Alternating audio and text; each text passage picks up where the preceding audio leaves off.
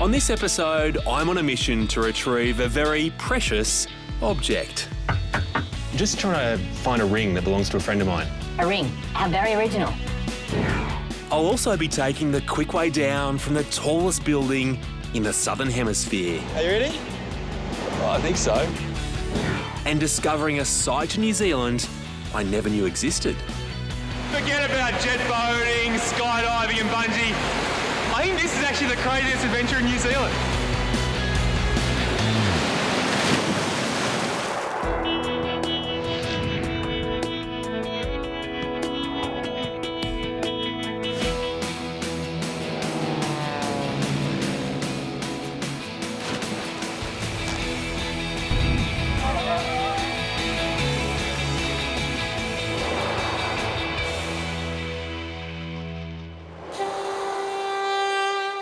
My colleague Amanda is very glamorous, but she can be a little careless at times. My ring! Oh. Chris, I need your help. I'm on the case, but finding Amanda's ring will be tough. I need to do some research, and I think I may have found just the place to get started. I'm headed to Middle Earth, or more precisely, the Waitomo region, just south of Auckland. But before setting off on my ring-finding mission, I intend to stop over in the Kiwi capital for a nice spot of sightseeing. I wonder what the locals recommend. Have you tried the sky jump? Sky jump. Yeah. What now? I wouldn't recommend off the aircraft, but you can try the sky tower.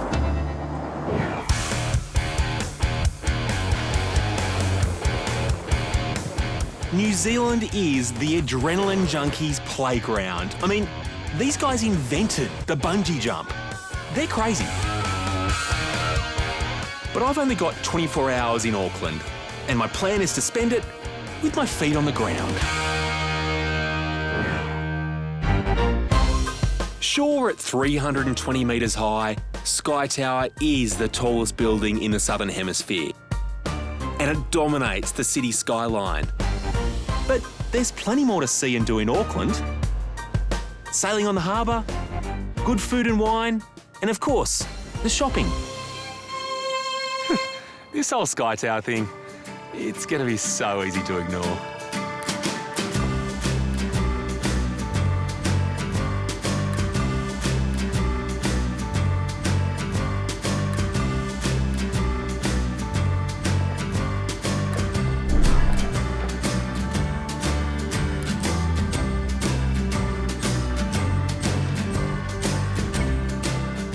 Wait.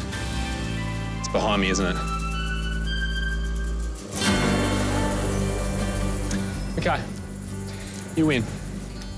Up there is not one, but two petrifying challenges waiting for me. So much for keeping my feet on the ground. My first challenge today will be the skywalk. And Peter will be my guide. Cool, head on out. Should be a hand railing right here. Because that'd be nice right now. We're going to walk 120 metres around, and the platform we're walking on is 1.2 metres wide. So it's pretty much like a footpath, just a bit higher up. Okay. Oh, before you walk the walk, a little reminder of just how far up you are. So to get you used to the height, I'll get you to bring your toes up to the edge here and have a look down. Wow. How's that? Yeah, that's full on. Yeah? Well, we're going to do the same, but on this side now. Oh, God. Okay. Toes up, have a look down. Some people think this side seems a bit higher. Oh, yeah. And she's not done with me yet. So I'll be watching your feet, and when your heels get to here, I'll tell you to stop. And then all you have to do is push your legs out and let go of your rope. Have a look down if you want, give everyone a wave. Really? Yeah. Both hands on your rope, and you're gonna sit down into your harness. Oh. So just sit, relax into it. Oh, the rope squeaked.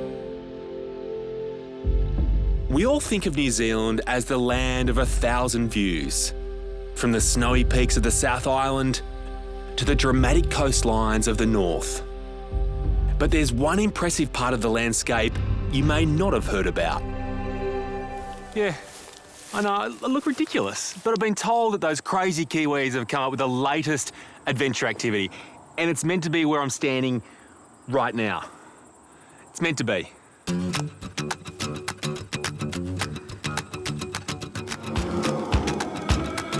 I'm 2 hours south of Auckland at a place called Waitomo, where the big attraction is underground. And to see it, I need Angus, my subterranean supervisor. I'm relieved to see you wearing the same thing. How you going? How are you, Chris? How are you? Nice to meet you. Yeah, you're looking good, mate. You're the perfect shape to go in this place. What makes be the perfect shape? Oh, you're tall enough, feet are good. You're perfect, you're perfect. You're just saying that. All right, here we go. So get your cow's tails, clip them on. Today we're heading into the bowels of the Ruakuri cave system, and we're starting with an abseil. It's a big hole. It is, it's a big hole. I'm told it's a long way down, and Angus isn't exactly filling me with confidence. Oh, don't do that. There's no need for that. Good luck, mate. I'm about to experience the Black Abyss, the Blackwater Rafting Company's most extreme tour. You know, I kind of like the above ground New Zealand. It's sunny, it's green, it's picturesque. There's cows, they're beautiful. I don't know why we're doing this bit. Now, I'm 6'5", and exploring caves for a guy like me is a tight squeeze. Speaking of tight squeezes, something else is getting a tight squeeze. Oh, yeah. A 35-metre abseil later, and I'm beginning to see why they call this the Black Abyss. Oh, well done, mate. Thanks, mate. I don't know about being the right shape. I felt like an oversized wine cork being forced back into the bottle. All right, here we go, Chris. These limestone caves were formed 30 million years ago when this entire area was under the sea. It's another world, isn't it? Oh, just such an alien place, yeah? The path itself is dark and slippery, so caution is the name of the game. Okay, Chris, this is what you do. So, New Zealanders, they don't just do Middle Earth. They do Deep Earth as well. Oh, God. Well, guess I can't stay here all day.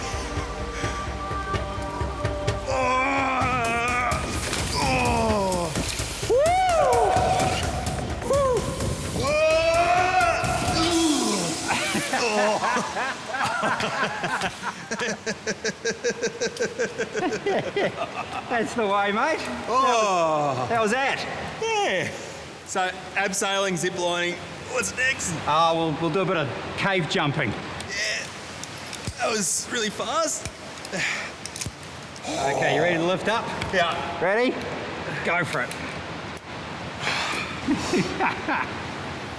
They say deep breaths help. Let's keep it moving. Right, off we go. Now, I can hear running water and I can see it, but where's the ladder? We've got to do the throwing yourself from height thing now, That's next, is it? Yep, absolutely. What we do is we get an inner tube that fits your backside and we hurl ourselves. What are you saying about my backside? Well, you know, it's a good size. And we get in there. Here we go. Nice one, mate.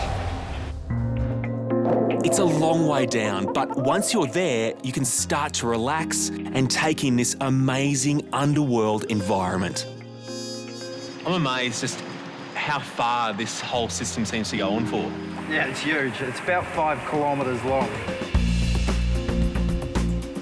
I'm going to say it's a very unique experience. What's the one thing that surprises people the most? It's probably the fact that you can do it at all, you know, because it's a pretty crazy out there thing. And you feel completely alone down here. Oh, it's like another world, eh? It may be another world, but that doesn't mean it's not inhabited.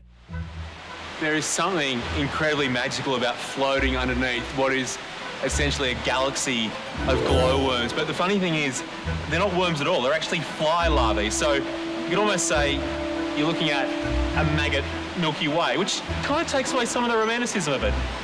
It's still beautiful, though. Well, that was easy. I'm beginning to wonder why they call this tour extreme.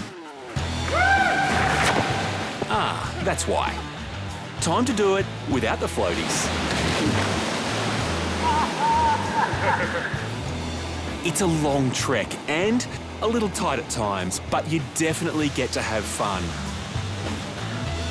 And even meet some of the locals. I guess every cave has to have a monster. Angus reckons you can feed these eels, but today our friend Cecil only seems to have a taste for cameras. Come and have a bit of a swim with the eels. It's a bit like swimming with dolphins. After 5 hours, my underground adventure is coming to an end, but it looks like they're leaving the hardest part till last. That's where we're going, up there, mate. We're going through here. Yeah, straight up now. Oh, wow. That's how we get out. Yeah. The Black Abyss tour may not be everyone's cup of tea, but if as a kid you dreamed of exploring a magic world, meeting strange creatures and getting very wet, this one is definitely for you. See the light. Oh, put it there. Well done, mate. Thought the earth has swallowed me, digested me, and then spat me back out, but I'm kind of okay with it. It's amazing.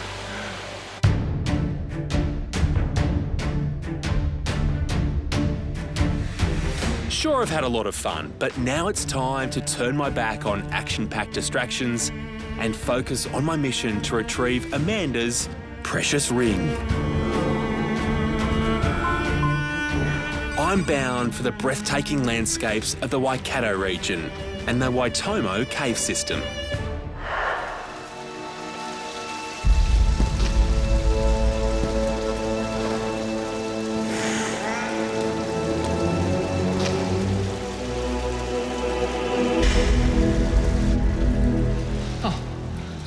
So easy.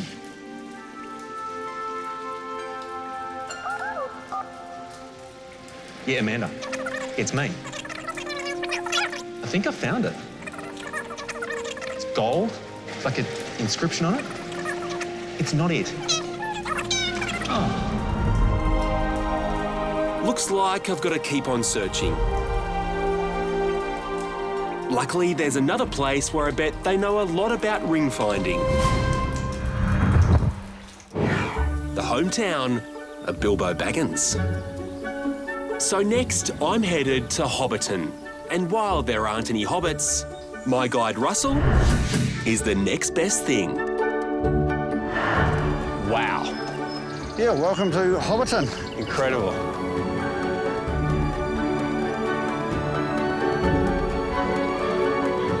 It's just a living, breathing set, isn't it? I mean, it's hard to know what's real and what's not. Just about everything is as you saw it in the movies, down to the finest detail. You even got paths going up to the washing. Absolutely, there is paths.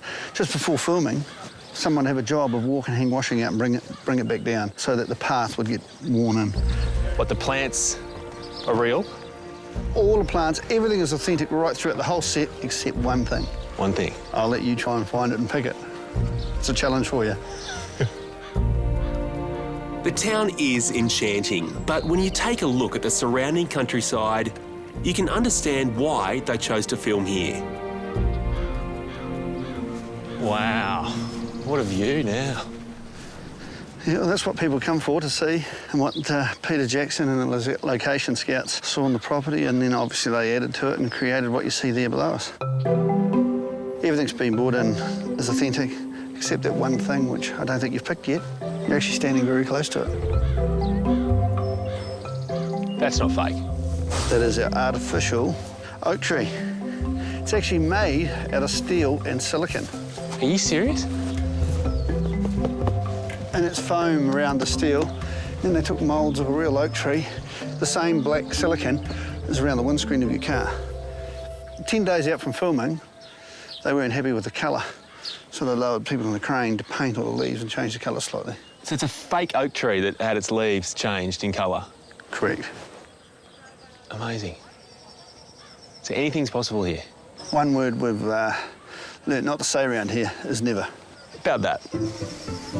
If I happen to be looking for a ring around here, is that possible? The only ring I know of left here probably a couple of years ago. It's not what I wanted to hear. This quest could be over. On that note, I think I need a drink. And when you're in Hobbiton, the best place for that is the Green Dragon Inn, a functioning bar and faithful recreation from the set in Lord of the Rings. Hey, mate, just one Hobbit ale, thanks. Yeah, sure. Thanks, buddy. Excuse me, guys. This looks like the place to drown your sorrows, right? It sure is. Yep. Sure is. Yeah. You seem to know your way around this place. Well, we're all hobbits. Well, in the movie. You worked on the movie? Yeah, we're locals, but... Really? Yeah. What brings you to Hobbiton? I'm looking for something. My colleague Amanda, she lost a ring. A ring? Where should I look? You're in the right place. Yeah, of course you are. You'd ask the hobbits. Yeah, the hobbits know everything. They'll know if there's a ring here. They'll know about it. There are still hobbits here? Oh, real well, yeah. Thanks, boys. Good luck. If the hobbits really are still here, then my best bet is to go straight to the top. Bilbo Baggins' place. Yes? Sorry, I'm just trying to find a ring that belongs to a friend of mine. A ring. Wondering if you might have some ideas? How very original. She's quite demanding, so I'm just trying to do my best. I don't know. I mean, what's the problem with your society? It's all take, take, take. No, I'm trying to give it back to her. A little grumpy. Must be suffering from short man syndrome. Oh well, my search continues. I wonder if those sheep have got any ideas.